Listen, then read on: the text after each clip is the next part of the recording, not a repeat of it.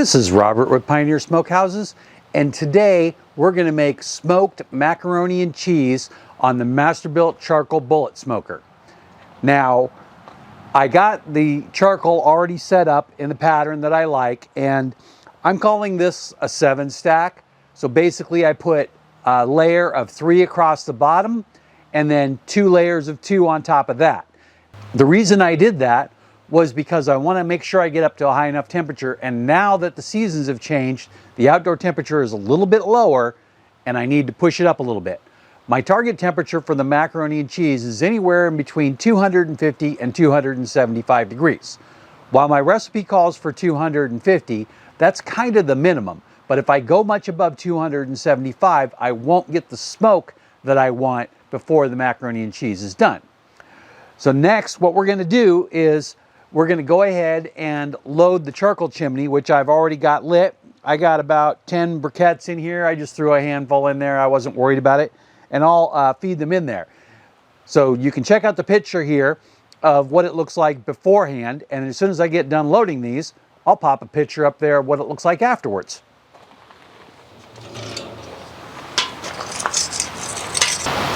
I've got that charcoal loaded, and it's going to take a minute for it to get working into the charcoal snake or minion method, whatever you'd like to call it. But basically, it's a straight charcoal snake rather than going around the sides.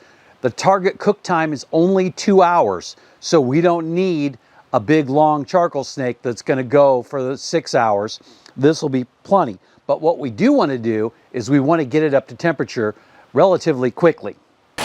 Now, if you see that picture there, you'll see that I put a bunch of charcoal on the top and the front to start it, but the extras that I didn't need, I just put off to the sides so they wouldn't ignite the snake.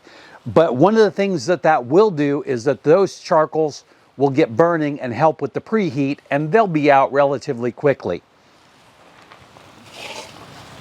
Next, I'm going to go ahead and add the drip pan or water bowl, whatever you'd like to call it. I don't use water in my smoker, but the reason I'm putting this in here is because I want the heat to get diffused, and that'll give the smoke a little bit of kind of motion, and then that way it won't come straight up. I do want to push it a little towards the front, and then we'll go ahead and we'll add the grate. And finally, we will add the pan. I'm going to go ahead and preheat the pan with the rest of the smoker. You will have to use a little bit of care when you're going through and doing this, but it's well worth to have a pan heated. Today, I'm going to use this Lodge cast iron pan, and I believe this is their standard 12-inch pan. I will put an affiliate link in the description below. If you use that, I will get compensated, but it won't cost you anything extra. These pans are great, and I'll tell you what, this is a great camping pan. The only downside to this one is that it doesn't have a handle, but I don't think the handles are worth a lot anyway, because you have to have some kind of pot holder or something to use those. So you might as well just not have the handles at all, in my opinion. When it's relatively warm, you can use anything to pick it up, like a towel, or you could use the hot Weber gloves that I use for most everything. But when it's hot, you want to make sure that you use oven mitts or a high quality glove rather than just something for light temperature, because these things will definitely hold the heat and you will get burned. Now, I'm going to let this preheat, and then I'll spray a little bit of oil on it right before I go to load the stuff in. And we'll talk more about that in 1 second. Let me get the lid on this and take a short break. So it's only been about 5 or 6 minutes, and we are moving along on the heat really well, and you can see the smoke coming out. Now, I don't know if I mentioned this or not, but I always put a couple of blocks of wood right at the beginning of the snake or minion pile there, and that acts like an igniter. So when I put the lit charcoals on top of it, those pieces of wood almost always catch on fire almost immediately. If not, they definitely start smoldering right away, and that explains why we have a pretty good amount of smoke coming out. But that's not enough, and I will add some blocks of wood once we get the pan loaded. Now, I'm waiting for a temperature here of above 200 before I put anything in that pan, but again, we are moving very fast, so we're going to be there in just 2 or 3 more minutes. Let's go ahead and talk about some of the ingredients. Here I have the magic recipe, and what this basically is this is a slow cooker macaroni and cheese recipe. Any slow cooker macaroni and cheese recipe will work just fine. Also, just about anything you can cook in a slow cooker, you can also cook in a smoker. So if you've got a favorite recipe, as long as it's something that takes smoke well, like I find that some people like Brussels sprouts in the smoker, but I don't think the taste goes well. So if it will go well with smoke, it will go from a slow cooker to a smoker without a problem. Let's go ahead and cover the ingredients really quick here, and go ahead and you can get a little close-up look here of the ingredients tray. I just threw everything and pre-measured it right on the tray here, and we'll go ahead and go through that real quick. So first, I want to mention that this is what I would consider a double recipe or a party size. Now I have a single recipe, which is a side service side, and that's what you're going to find on the link to the website below. I'm going to put up a really short article that will just explain the macaroni and cheese basics, and then I will add to that article at a later date. But you can see that link in the description below. Now, first thing is that you have to have butter. So for this size recipe, it calls for 4 tablespoons, and I cut it into small pieces because I want it to melt easily. Then we have macaroni, and while the recipe says 1 cup, it's actually about 1 1/4 because you want it 1 cup heaping. So I usually measure it just a little under 2 1/2 for this size recipe. And just for the video's sake, I use large macaroni, but normally I would use regular macaroni. I prefer the regular macaroni to the large, but this looks better on camera. Next is black pepper.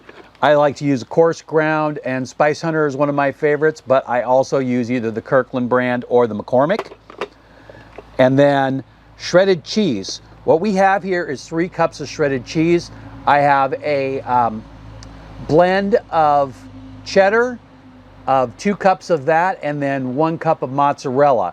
Now, I like to use somewhere around 2 to 1 or even 1 to 1 where it's 50-50, but I like to have both the cheddar and the mozzarella.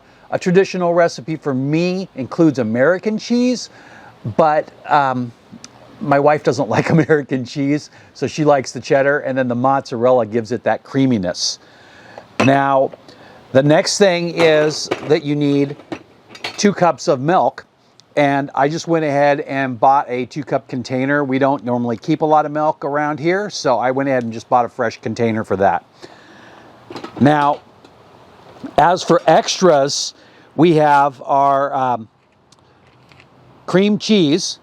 So this is 1 block of cream cheese cubed up, and that, again, that's for the family size recipe. And then I have salt, which you want to use real sparingly because there's a lot of salt in cheese. So go easy, but again, I call it an optional ingredient. Some people like more salt than others. And then this is an optional ingredient, but in my world, smoked paprika is required in everything. So let's go ahead and get this assembled. And we are just about 200 degrees. We're still climbing up in temperature, but that's good enough to start.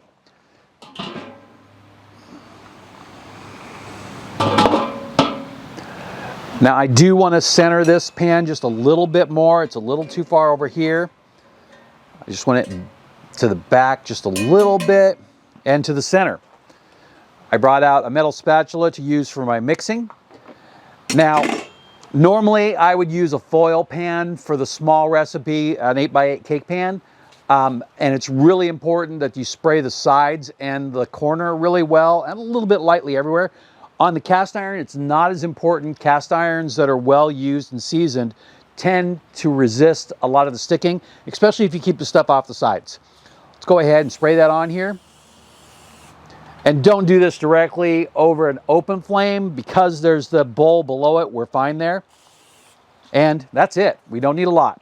This is extra virgin olive oil. I've been trying to avoid canola oils and such. Now we have the butter. We're going to place that in there. And the smoker is tilted slightly this way, so I'm going to put most of the butter in on the high side. And as it goes, it will just melt down.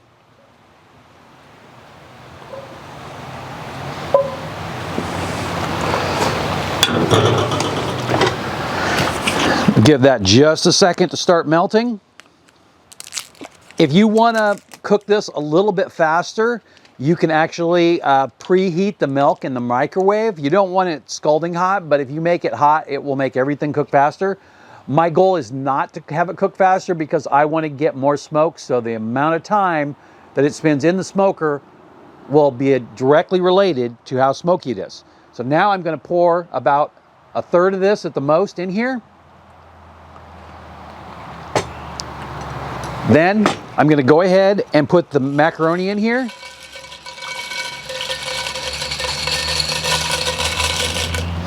Once I get the macaroni in, I want to make sure that it's as flat as possible in here because we want to get it completely covered. It is nice to work with this before it gets too hot, because then if you bump your hand on the pan, you won't get burned. Now we're going to pour the rest of the milk in nice and slow, not to disturb the macaroni.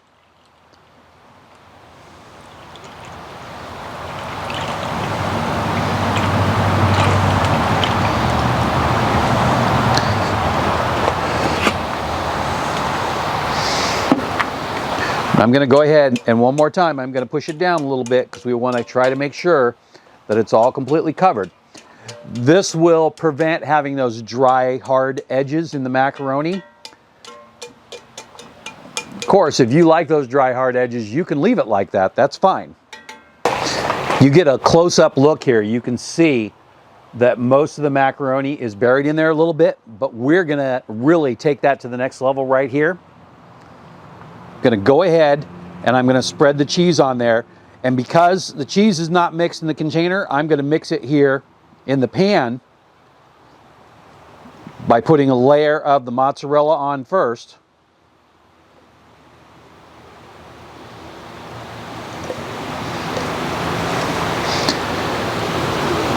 And then we'll put the cheddar on next.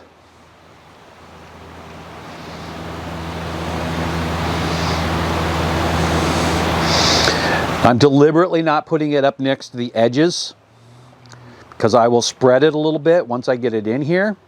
So go like that and spread it. I don't want it to ride up on the edges.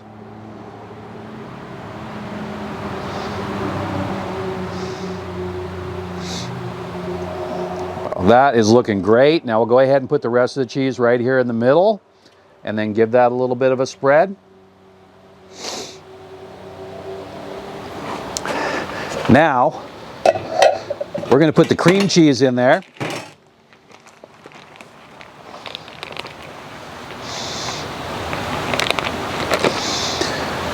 And this is not in any particular pattern. I'm just throwing it in there and make it look good to me.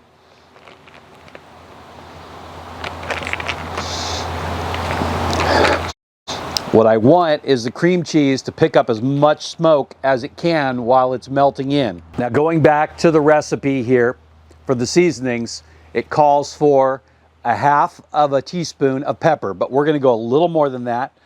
You can measure it out. What I normally do is I normally pour some in my hand until I see what I like. That's a little more than half right there, but we're going to go a little more than that.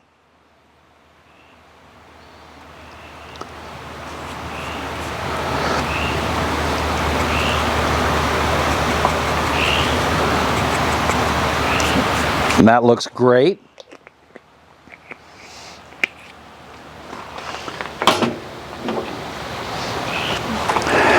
The recipe says a pinch, but I'm more along the lines of about a quarter teaspoon here. In my mind, I consider a pinch just a little less than an eighth of a teaspoon, which is not enough. And then the salt is definitely an option item, and I'm just going to put a little bit in here. Not much. That's a pinch. We're to the point here where everything looks good, and I'm not going to stir anything right now. I'm going to give it 30 minutes to all kind of melt together, and then we'll stir all those seasonings and the cheeses and everything together. Let's go ahead and close the lid, and then we'll chat for a second. Now, the next thing I'm going to do is I'm going to go ahead and I'm going to add a couple of blocks of wood. And the reason is because I want to hit it with a lot of smoke. And if I don't add smoke, it'll burn very cleanly, and we won't get what we're looking for the smoke taste. I just happen to have 2 blocks of wood that I prepared. I've sorted through my bag, and all of the perfect size pieces are gone. So at this point, if I want wood in the size that I want, which is just slightly bigger than 2 briquettes, I need to chop it to fit. Go ahead and open the door. And I'm just going to set these 2 in there. Decided to grab the tongs just for safety. Get this one back in there just a little bit. And then I'm going to put this one right on top of the fire that's currently going and get that smoke going right now. Now, when you shut the door, remember, close it firmly, lift up on the handle just a little bit and give it a twist, and it'll close easily every time. If you don't lift up on the handle a little bit, that tab tends to get stuck and it makes it difficult. But once you do that and you get in the habit of doing that, you'll have no problems whatsoever. So I don't know if you can see this, but we are already generating smoke. Let's try this and see if you can see it against that on the close-up cam.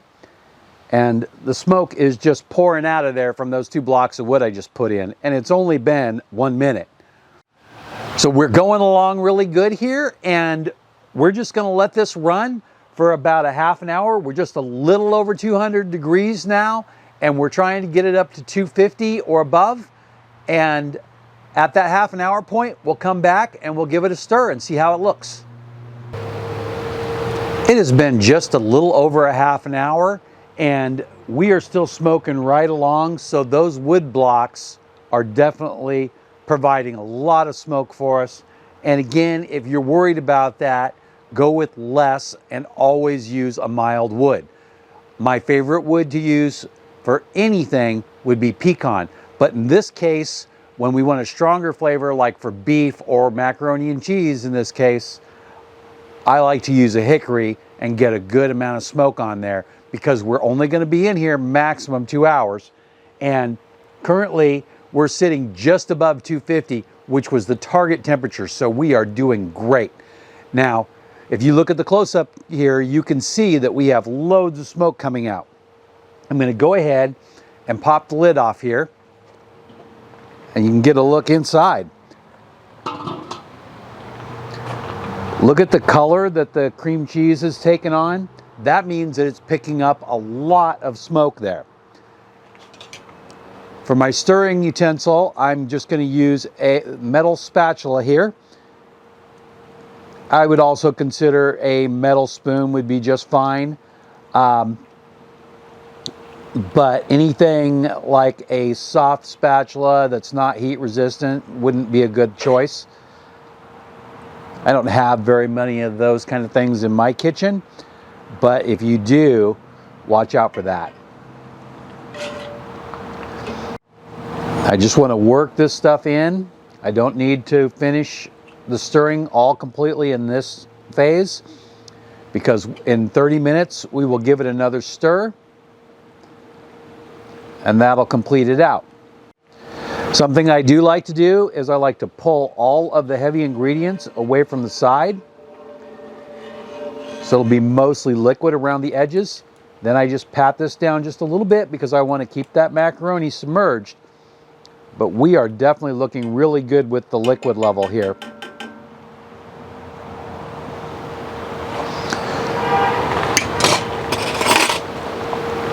Now typically when I'm cooking or something like that, I always bring a handful of spoons out and I like to taste the ingredients. Now I'm going to go ahead and taste the mixture, but I'm not going to taste any of the noodles yet because we're not far enough along. I don't mind tasting a noodle when it's al dente, but I don't want to taste it when it's still raw.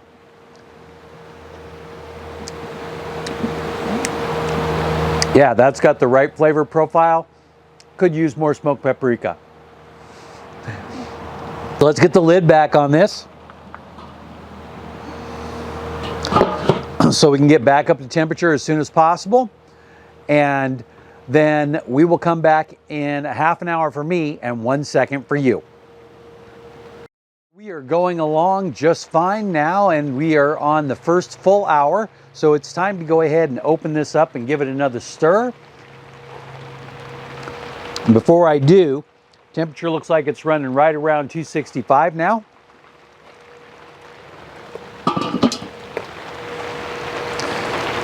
You can see that if you look there.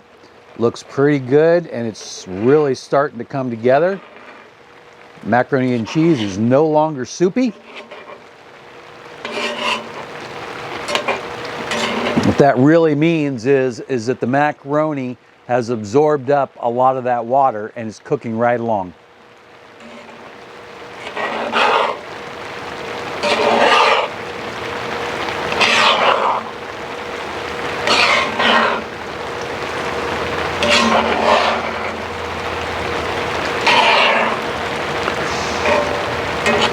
I'm going to say this is only going to need another half an hour and it's going to be done.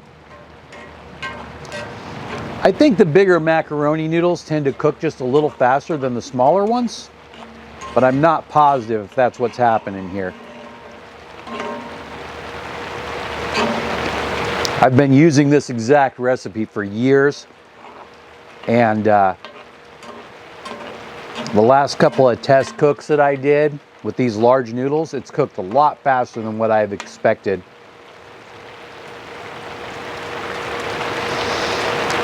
But now that we've got that nice and stirred, notice that I've taken it away from the edges here. Kind of out in the middle, it will flatten down just a little bit. Got myself a nice clean spoon here, and I'm going to just take a bite right over here. Let's get that out and get the lid back on. Let's take a look here.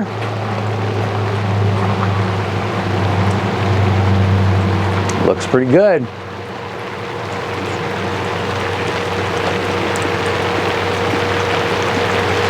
Macaroni is al dente. Honestly, my wife might like it just like that. I like mine cooked a little more.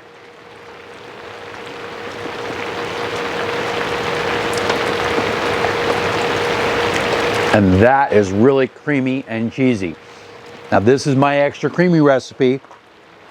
And if you want yours more traditional, like a basic macaroni, then don't put in the cream cheese. But why would you do that? Let's get as much cheesy and creamy goodness as you can. Also, that'll be a really good addition to something like hamburger or pulled pork. If you just cook up some hamburger or small meatballs and mix that in with this, it'll be an excellent cheeseburger mac. Let's go ahead and go for another half an hour, and we should be done. That'll only be 1 second for you. So we are back, and just in the nick of time because it's starting to get dark outside, and the macaroni and cheese looks amazing. Let's go ahead and pop the lid off, and while I do that, I'm going to go ahead and put a picture up here for you real quick. Now let's take a look at the close-up cam. Getting a look here. It's bubbling around the edges, which is exactly what we like to see. And look at it steam.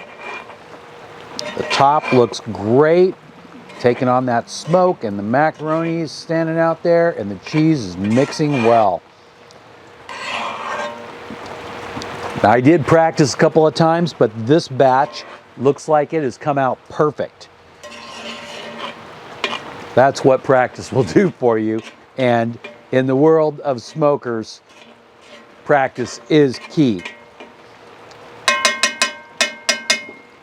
I'm going to go ahead and grab my last clean spoon and get this piece right here, because there's a nice piece of macaroni that's sticking out. It's not buried.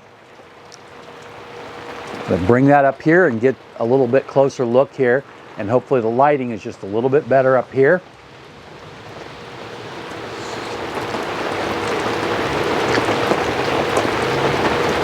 That is absolutely perfect.